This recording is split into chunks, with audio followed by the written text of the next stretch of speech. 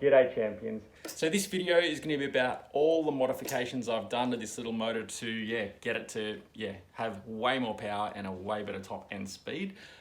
There's a lot in it, so stick with this video. I have enjoyed absolutely every single one of these modifications, especially building the new exhaust tuner which sits inside the trunk here. I have tried this prop full depth, obviously the standard prop. This one needs to be surface piercing, so I'll add a nose cone and low water pickups, and I'm sure this will go much better, and in future videos I'll be trying something like this as well once I've modified that. So just a little disclaimer with porting motors, you can't just go ahead and open up the ports, make them as big as you can and think you're going to gain power, because you probably won't. It's very mathematical. Changes the port timing. As soon as you open up the roof of a port, it changes the port timing. So you do need to be careful the way you do that. Anyway, we'll start off looking at the standard exhaust ports, then we'll look at the modified ports, and you'll sort of see what I'm talking about. Lots of work's been done to this. Like I said, the carburetor tuning, that carburetor's been off over 20 times now for different jets to try and get that air fuel mixture running sweet. I'm nearly there. I still think there's a little bit of tweaking to do, but anyway, let's jump in and look at the ports, and hope you guys enjoy this. Hope it helps some of you guys. All the best. So that's the standard block with the standard exhaust ports, and that's the ported block. You can see the ports look much bigger. It has been ported and the ports opened up in a very specific manner.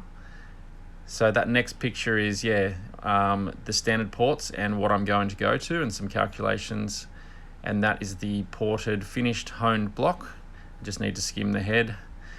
That is looking through the exhaust port at one of the transfer ports that's complete, and that's a standard reed plate with the standard openings, and that there I've opened up the left hand side and started to V the front of them, and that's it with both sides opened up, and that's the modified reed plate with the reed pedals installed.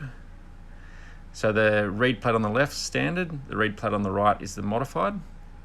The bottom there is the intake cover of a standard 9.8, and the top is the modified one with a much bigger throat. Same there, bottom is the standard and the top is modified, and that there is a standard 9.8 exhaust plate cover and a side view of that. I wasn't happy with that, and I'll just run through now what I did. So another one of the parts that I've modified for this little 9.8 horsepower is the exhaust plate cover. So I've added a little bit more meat onto this end. It's the top side of the exhaust plate cover, just so that it picks up the exhaust gases from a better spot and can send them back out. And I've changed, sort of shaved off a little bit down here so that it exits the block at a better angle as well. So obviously just welded a little bit more onto this and shaped it. I'll show you in the bore what I'm talking about with that.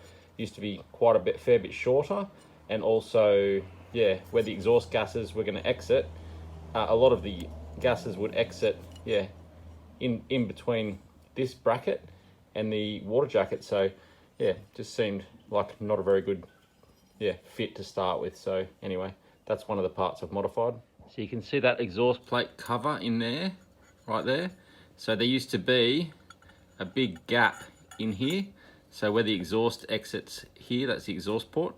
There was probably a 5mm gap between the point of that exhaust plate cover and the sidewall in there. So it just seemed funny. So now when the exhaust gases exit here, it's sort of there's no hole for it to sit in. It'll just all sort of flow around nicely, which is what we're after. So here I'm just setting up to construct a new exhaust tuner. I wasn't happy with the shape of the standard one. It's very long and reasonably restrictive for the revs that I'm hoping to pull from this motor. So you can see there I've just tigged that up, and the inside you can see there also is a fair bit bigger than the standard one. I was really enjoying actually getting that shape in the top of this one. Sanding the inside and making it all nice. We'll just have a little bit of a talk about that now.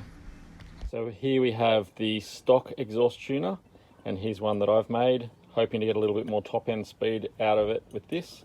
You can see that I've put the squish part of the tuner quite a lot closer to the top. This one's about here, this one's up here, and the one I've made is a little bit shorter.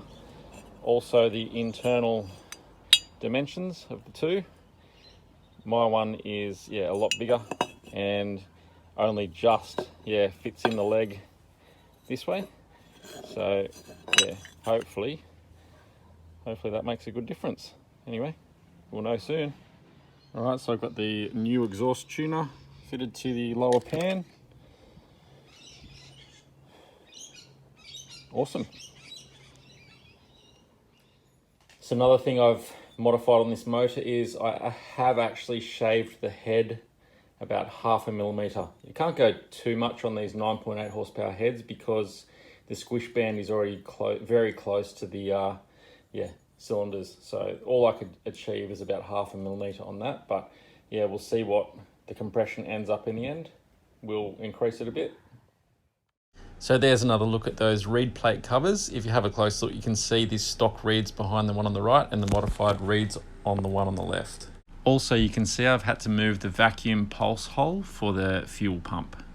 So here we have an 18 horsepower carburetor, and here we have an 8 horsepower that fits on the 9.8 horsepower block. Anyway, I need to change all of my linkages on this carburetor to be like this so that I can run this on the 9.8 horsepower and see if I can get that to perform well. So I've started cutting up an old carburetor off a 6 horsepower, same linkages, and I'm going to see if I can get these linkages on this to match this, so I can just bolt this up and start playing with jets. Okay, so I've modified this 18 horsepower carburetor to fit onto my 9.8 horsepower block.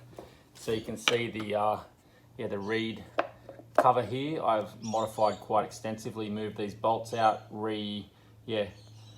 threaded these, and the hole in there is much bigger to suit that. I've filled in the place where an O-ring normally sits on this carburetor, changed the linkages here, so I've welded on the linkages to suit the 9.8. So the choke linkage down here has been welded on, and the throttle butterfly here. So that's this should bolt on now, and just gonna have to start playing with jets. Oh, and I've had to bend this linkage here too because the idle screw was hitting here. So reasonably tight fit, but it's gonna work. Hopefully the jetting works as well. All right. I'm pretty freaking stoked with the power of this thing. It's freaking awesome.